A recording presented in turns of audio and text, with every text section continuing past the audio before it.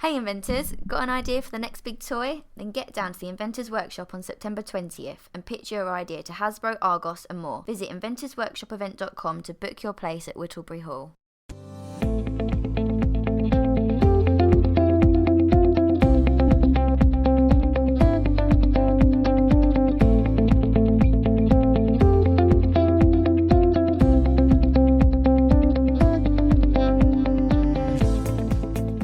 Hello and welcome to episode 26 of the Meet the Parents podcast. We're back after our summer break with another half hour of parenting chat. I'm Tim from Slouching Towards Thatcham, and this evening I'm going to be talking to Amie from Finding Our Feet. Good evening, Amie. Hello! Nice to be here again. Lovely to have you back. So this week the two of us are going to talk about toys before I then have a chat with Gillian Logan, who has turned an idea for a children's drawing kit into her own business and brand, Skinnyskechers. Now, toys are one of the universal constants of parenthood. All kids have them, some may have more than others, and of course they come in an almost infinite variety of forms, shapes and sizes, from Xboxes to teddy bears. But toys are essentially an integral part of family life throughout childhood. But let's start at the beginning. As babies and infants, did our kids have any specific favourite toys? Amie, were there any particular favourites that little Miss had? Definitely. There were a couple actually. So Sophie the giraffe is the first one that springs to mind. We gave her that at about 4 months when she started showing signs of teething.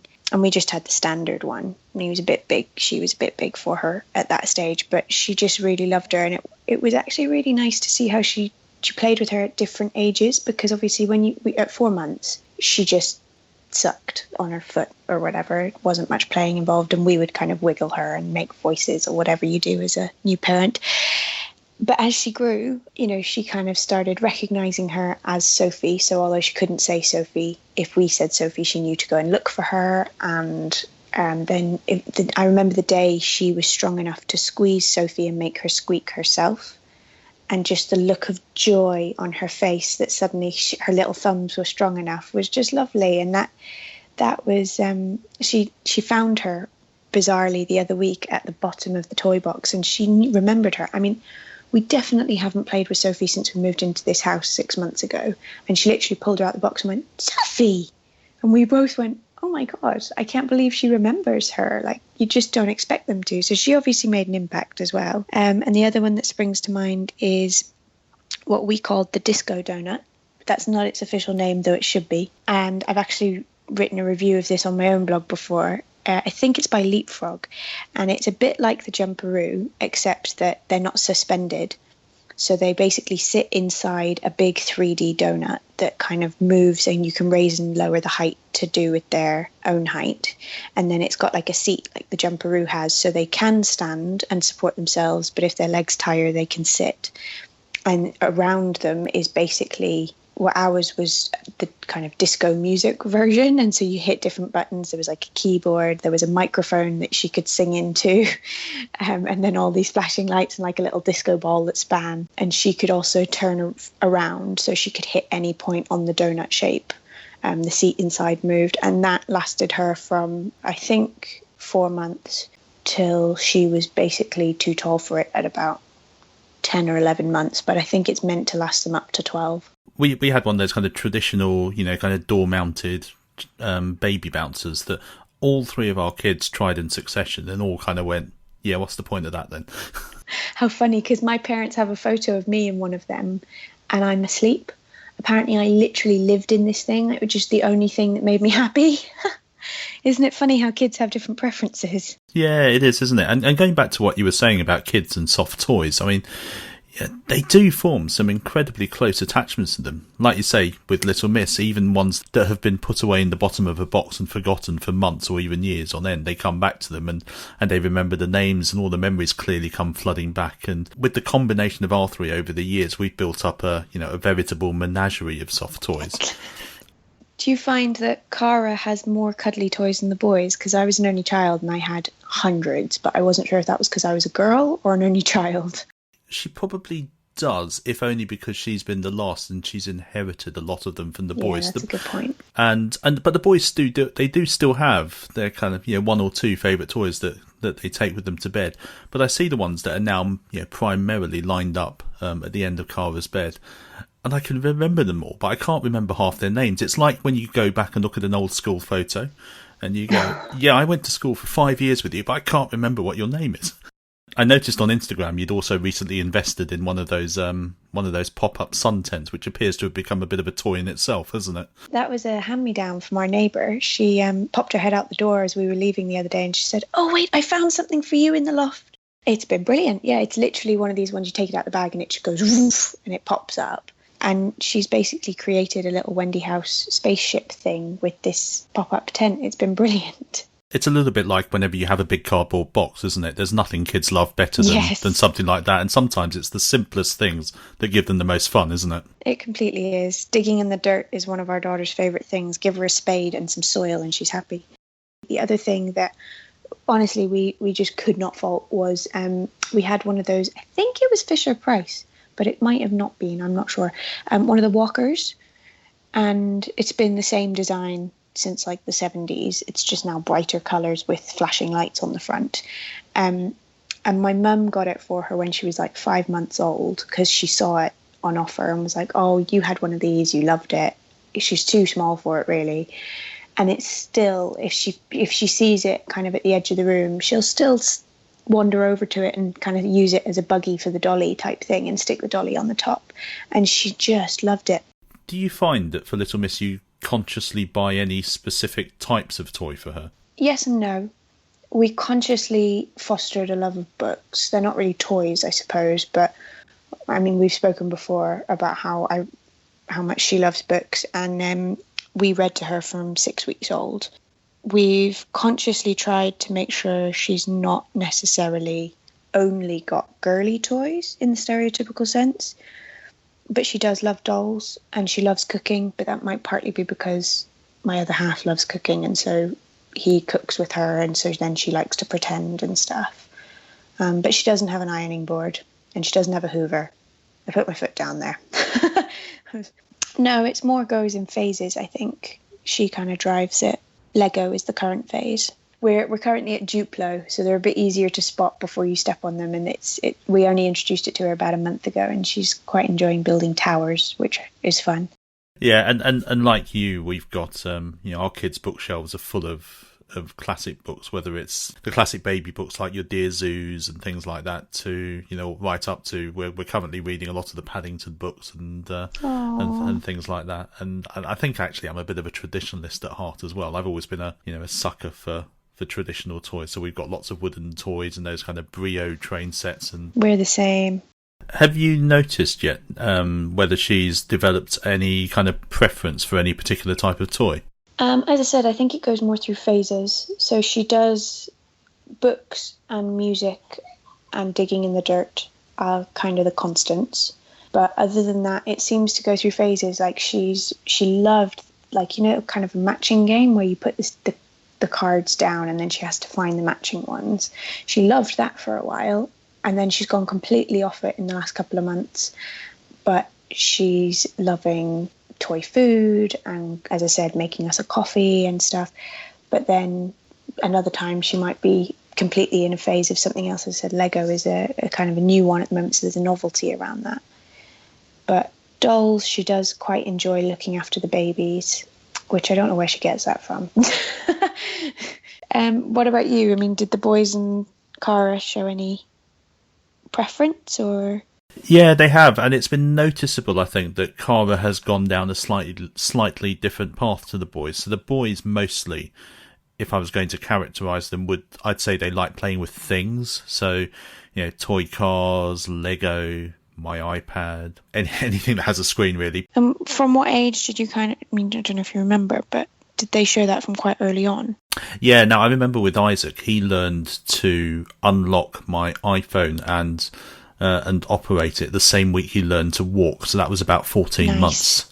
So, which, child of the 21st century there for you. Yeah.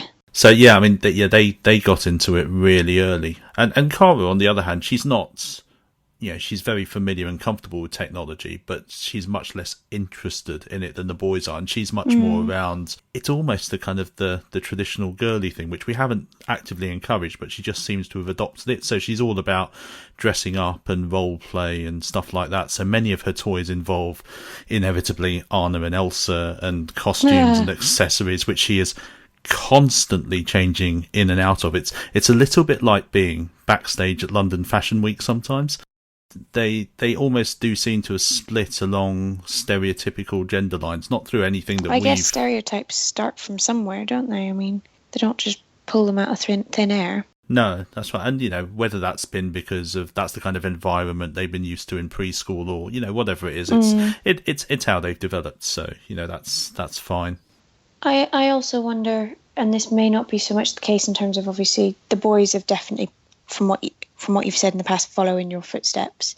In terms of our daughter, I think that's the same because, like, for example, as I said, we love cooking. And so then when we kind of gave her fake food and a kind of coffee machine and stuff for her birthday, she was thrilled. And, like, she was just like, I'm like Daddy, I'm like Mommy, da-da-da-da-da. But we also love our film and TV, and we, during the winter months, although we're quite tight with screen time, it's kind of a family activity that on a Saturday morning in the winter we started sitting down to watch a different Pixar or whatever movie every weekend. Now, when she's this little, we've realised that some of them are a lot faster when you have to fast forward through half the film because it's too scary. But she now loves movies, and like we took her to see Finding Dory this morning, for example, and all day she was just like, I want to watch another movie. I love the movies. It was very dark in the movies, but I love the movies. And that's the third time we've taken her now, and she loves it. But I mean, that's partly because we've exposed her to that. She sees our enthusiasm in the same way that she sees our enthusiasm for our iPhones, as you say, So I'm sure if we'd let her play a bit more on the iPhone, she would love it. But that's really good going at her age, sitting through an entire film. Oh, she loves it. She's brilliant. She got a bit restless about 10 minutes towards the end. Otherwise, she was utterly wrapped. Thinking about who buys the toys in your household, is there any particular split between, who decides what type of toys you buy? Is it primarily you? Is it primarily the other half? Or do you find that one of you buys more than the other? I definitely do the research. So like her birthday, for example, we'd seen this trend that I spoke about with the coffee and wanting to pretend cook, and not to kind of paint ourselves as an impoverished family, because we're not, but basically after Christmas, obviously we had loads of cardboard boxes. So I made her a little cardboard kitchen, and I made her a little washing machine out of a cardboard box with a door that opened and closed, and an oven and a hob. And then one that was just like a little extra worktop, if you like. And she really liked that, but we didn't have the space even after we moved for a proper toy kitchen. So I kind of did loads and loads of research to try and find an alternative, kind of something that we could either store easily or whatever. And we ended up getting her like a tea trolley with a coffee machine, some fake food, and then it kind of is a bit universal. She can use that however she wants as well. I definitely did all the research for that, and then just came to my boyfriend and was like, okay, here are your options. We have discussed the fact that, we like cooking. We'd like her to get into that, be excited, blah, blah. And he was like, don't like that one. Don't like that one. That one's awesome. Don't think we have the space for that. Whatever, whatever, whatever. And so then it's kind of a collaborative thing. But then there's other things like, as I say, it was his idea about the movies, for example. Again, it's not really toys, but... And certainly the reading was a joint thing. And it's probably actually quite similar for us, I think. Certainly in terms of the research, my wife will do most of it because, I think she has much more patience for that sort of thing. And also she's talking to, the other local mums and so on, and getting input from them. What do their kids like? What works? What doesn't work? And that kind of thing. And then I often come in and just say, okay, actually, let's go for that one rather than the other one. So I think the patience is key as well for my partner. He always says it's just not his thing to kind of sit trawling toy websites. He doesn't get much enjoyment out of that, but the enjoyment he gets out of watching our daughter play with it, joining in, kind of seeing that. Like, he loves that. He's just really not interested in the whole excitement of choosing said gift.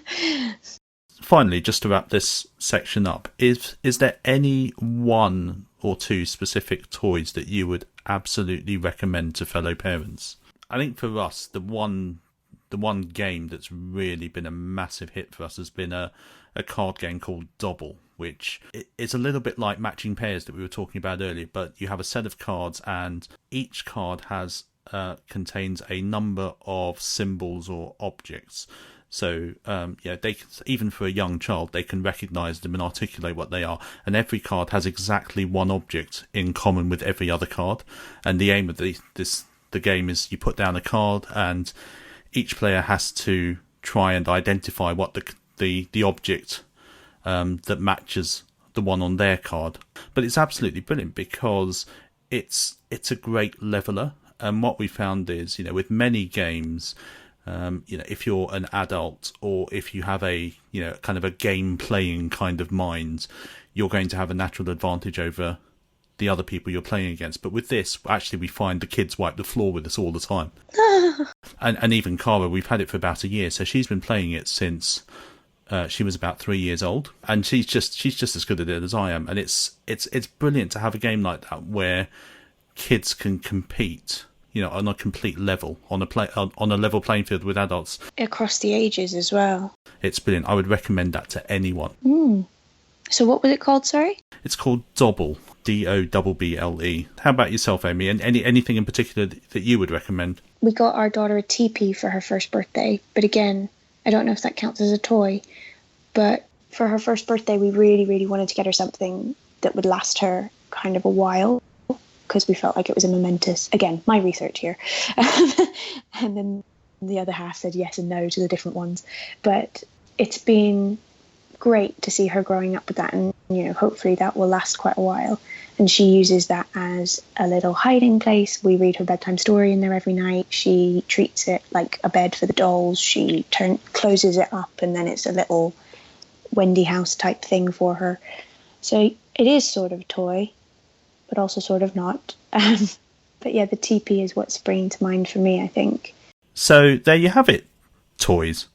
We love them. And, in many cases, they help us to bond and build tighter relationships with our kids. And, also some toys are just a little bit too good for kids, aren't they? So we are, of course, duty bound to try them out for ourselves, aren't we?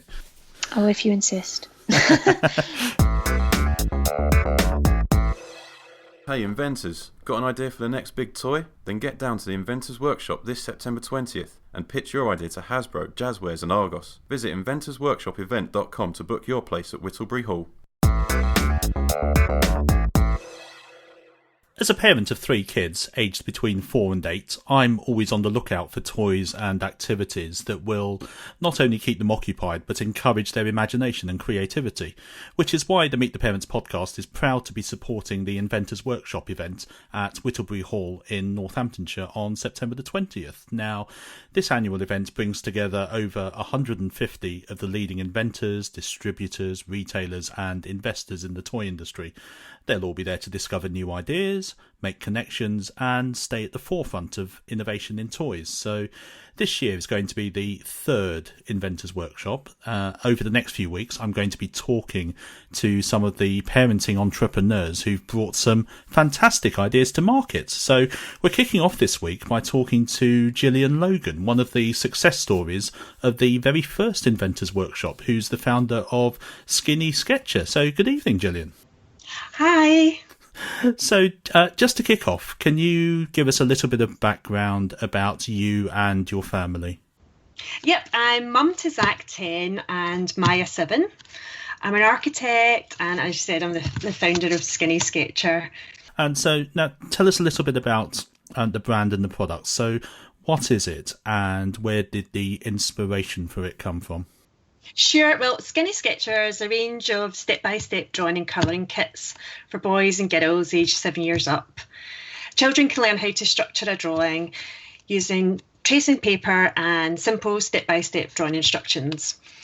Our kits are packaged within a takeaway coffee cup, which children love as they often covet items from the adult world.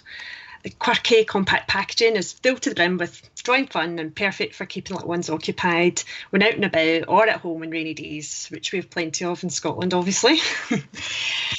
The idea first came about when I was asked to chat to my son's class about my job as an architect. I was slightly apprehensive as I thought it's bad enough boring your own peers with the joys of architecture and really didn't want to bore my son's friends. So I tried to source a fun hands-on activity to take along to class that would introduce 7-year-olds to architecture and design concepts. But I found that the design market was dominated by jewellery and fashion kits mostly aimed at girls. I decided to create my own activity for the day.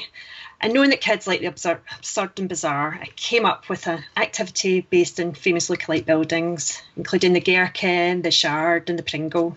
The kids loved the workshop and it sowed a seed that I could perhaps develop the activity into a product. I wanted drawing to be at the heart of Skinnysketcher, and the pencil grip used when drawing is the best activity to develop fine motor skills, and it's a skill often neglected with technology, although my kids obviously love technology too. But my experience as mum taught me there's nothing worse than craft kits that your child finds difficult and frustrating. All of a sudden you're left doing the work while your child wanders off. But with Skinnysketcher, children instinctively understand how to trace, and our kits can be enjoyed together, but they can also occupy children with minimum parental input, allowing parents to get on with some tasks, which is always essential, especially around dinner time or the school holidays. Being a mum was really handy because I had lots of children for play dates, and I need to confess I did use them for testing sessions for product development. I bet you're really popular now. Yeah. And my boys are obsessed with London landmarks, so being able to do a kit that allowed them to build the Shard or the Gherkin or any of the other famous modern buildings they have, they would absolutely love that. Yeah, well, we've also got the London flavour, which is all London landmarks, so that's a good one for the Londoners. What kind of age range do the kits typically cover? Yep, well, they age 7 up, but it's quite funny because they get quite a lot of feedback from parents saying they're enjoying learning to draw too. But 7 up with parental input, it could be a bit younger, but because it's step-by-step drawing instructions, it's good if the children can read. So that's probably more to do with it than the actual tracing, because my daughter was able to do it from age 5 because she's quite a keen drawer, whereas my son, he would have never been able to do it until like 7. So it really depends on the child and more their reading ability for following the instructions too. If we talk about the Inventors Workshop now, how did you come to find out about the event? And can you just explain a little bit more about exactly what it involves? Yeah, well, as a parent and a consumer, I had loads of knowledge of toy brands and how children play, as most parents do. But I was completely new to the toy industry, especially its quirks like distribution and sales channels. So I started reading trade publications, as that's a great way to build knowledge of any industry. And Toy News is the leading toy industry magazine, and it also fortunately happens to be very supportive of the inventor community. Skinnysketcher had previously been featured in Toy News Diary of an Inventor, and I always checked out their website for the latest Inventors news. And on one occasion I spotted an advert for the first ever Inventors Workshop, and that was in 2014. And inventors could attend the seminars and everything needed to take your product to market, from safety regulations to sales and marketing advice. Inventors also had the opportunity to pitch their ideas to leading toy companies, and this was a fantastic opportunity to get feedback from industry experts on product development and a chance for your toy idea to be signed by leading distributors. Yeah, so I read something on the Inventors Workshop website that said, where you said that it helps inventors by shining a light on their creative talent and ideas. So, yeah. Was there anything specific that you got out of it that really, helped tip the balance and get you going? Yeah, well, I was completely new to the inventor community, but there was so many people there that had said they'd been knocking on doors for years trying to speak to the right people. So it's a great opportunity. All the people, the top toy people are all there in the one place, and you've got a chance to pitch to them. And I'd gone along with the one kit, the original architecture kit, and pitched it on the day. And the general consensus from a number of the toy companies was that I required a range. It's fantastic advice, and the range seems obvious now, but initially I was too focused solely on the architecture aspect of it, which was probably too niche. And from this advice, I then developed a range to include lots of topics to tap into children's interests and get them drawing. And we now have 6 step-by-step step-by-step drawing kits featuring diverse topics from camper vans to dinosaurs, alongside the original architecture one, of course. Okay, so I mean, that sounds really, really useful and full of lots of practical advice. So Yeah.